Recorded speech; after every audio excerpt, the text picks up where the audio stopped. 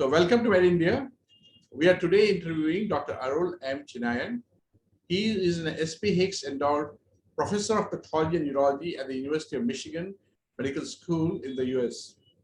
He was awarded the Sjöberg Prize, which is worth $1 million for the year 2022 for his discovery of the fusion gene, which is responsible for more than half of the prostate cancer cases.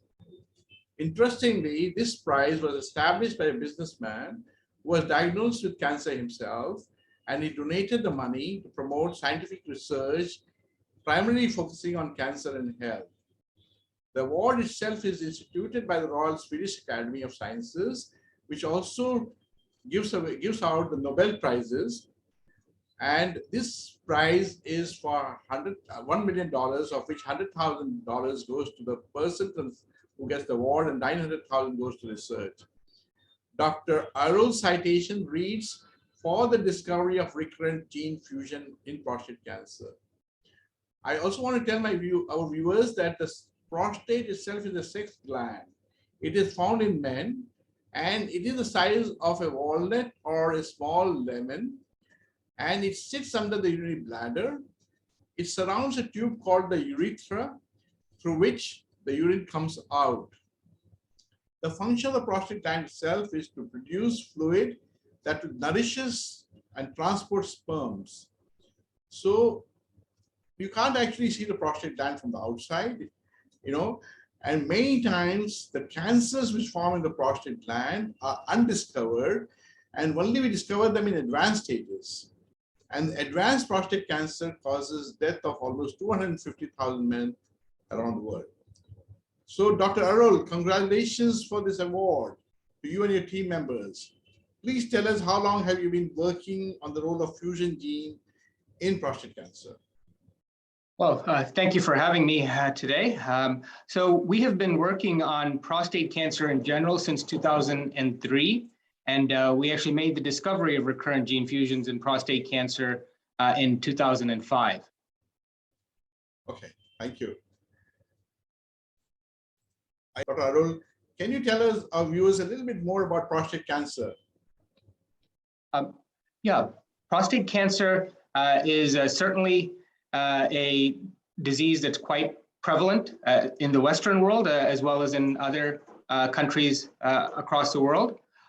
It is generally, the issue with prostate cancer is that there are versions of prostate cancer that tend to be indolent and slow growing versus those that are aggressive.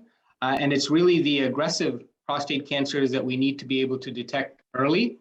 Once prostate cancer spreads or metastasizes, it can be very difficult to treat. So we do need new treatments for prostate cancer that has spread. And certainly one of the, once it's spread, it tends to be one of the more deadly cancers. Thank you, Arul. So how important are these genetic, gene mutations as a cause of prostate cancer compared to other factors like, high fat in your diet and excess meat, obesity, alcohol, toxic chemicals, and so on? How important do you think is gene mutation in this prostate cancer? So these recurrent gene fusions are actually a cause of upwards of 60% of prostate cancers. The fusions themselves actually are likely caused by genetic and environmental factors that lead to the fusion themselves. But the fact that we've identified a recurrent gene fusion in prostate cancer suggests that these are indeed drivers of the disease.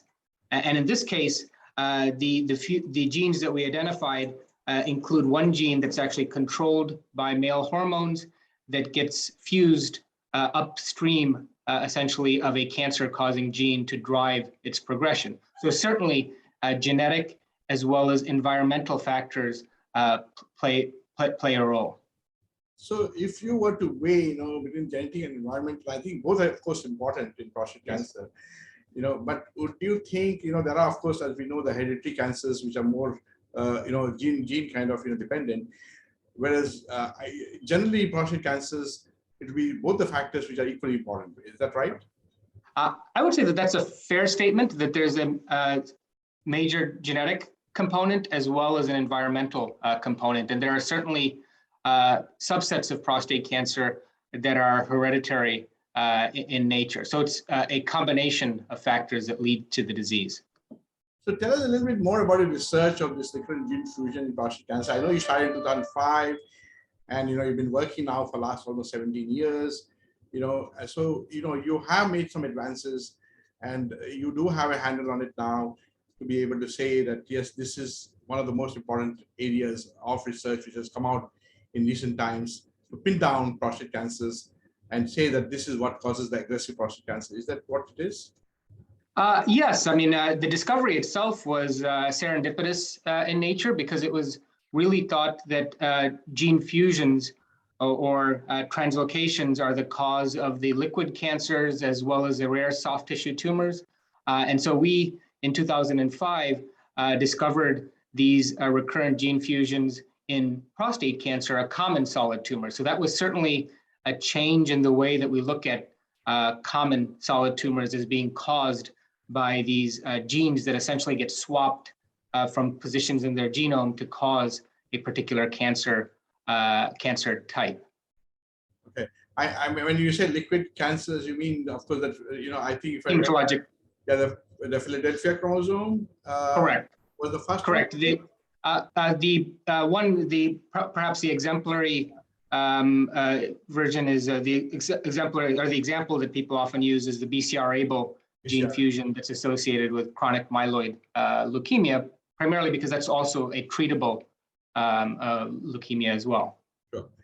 And which gene in this fusion gene, you were saying that you are in the recurrent gene fusion, you had one of them which was more which you, I think, in your discovery. Can you tell us a little bit about that fusion gene? Sure. Yeah, the recurrent gene fusion that we're most known for is the discovery of the TMPRSS2 ERG gene fusions, essentially, which link a gene called TMPRSS2, which is under the control of male hormones, to ERG, an oncogenic transcription factor, to drive its overexpression, and thus explain its genesis in the context of prostate cancer development, which is certainly a hormone-regulated organ. Dr. Arul, can these markers of this fusion gene be discovered in urine by a simple urine test, do you think, so that we can discover these prostate cancers early rather than late? Is that a possibility with this discovery? Yeah, that is actually one of the more exciting aspects of this discovery is that these gene fusions, especially the TMPRSS2 ERG gene fusion that we discovered, it's exquisitely specific for prostate cancer compared to other biomarkers that have been used for screening previously, such as perhaps serum PSA, which you've probably heard about, which can be a relatively non-specific biomarker. This marker of the TMPRSS2 ERG gene fusion is exquisitely specific for prostate cancer. And interestingly, it can be detected non-invasively in the urine of men with prostate cancer. So we believe that it can be useful in the early detection of prostate cancer. So, Dr. Arul, is there actually these, urine tests now made available?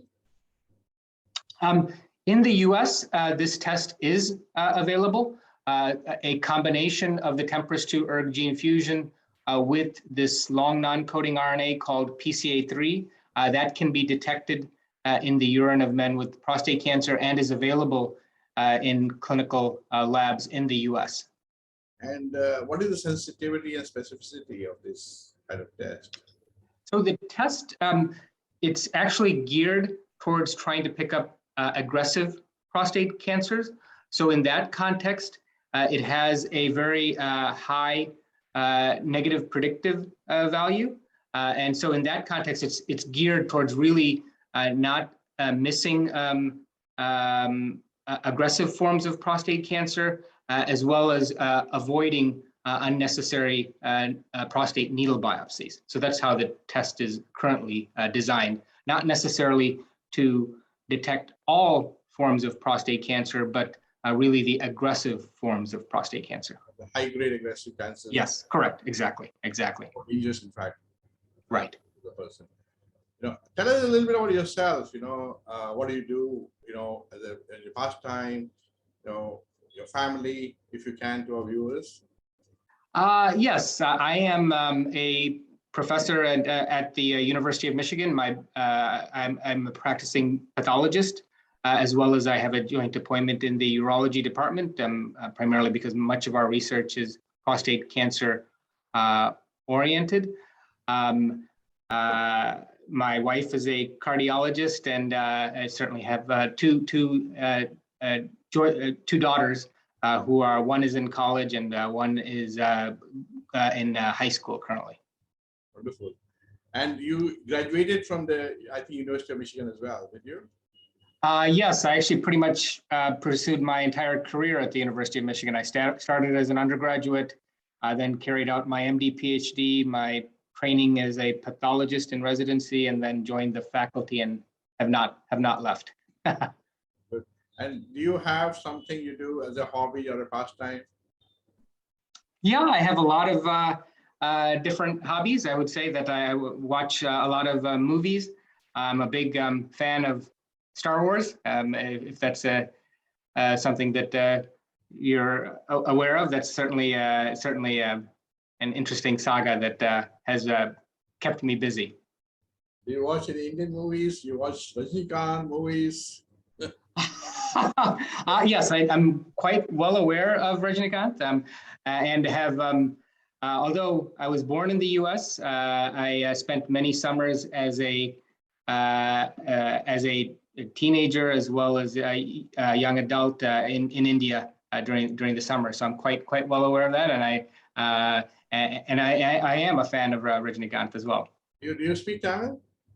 I understand Tamil, but it was actually my first tongue. But then, having grown up in the U.S., I'm not as fluent, I would say. Do you have any advice to give to men who may be listening to your interview who have prostate cancer in India?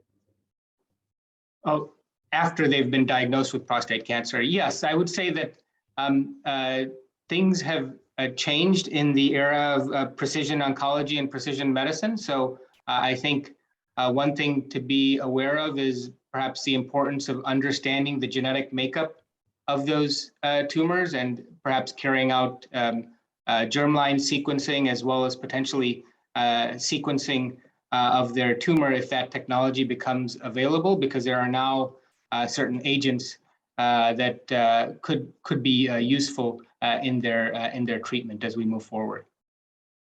Thank you, Dr. Arul. It has been a great pleasure talking to you, and we wish you all the best for your future research. I know you have said that you are going to dedicate this prize to more research on prostate cancer, and we look forward to more prizes to you and more awards coming to you. Thank you again, Dr. Arul. Thank you. Thank you for having me. Thank you. Thank you.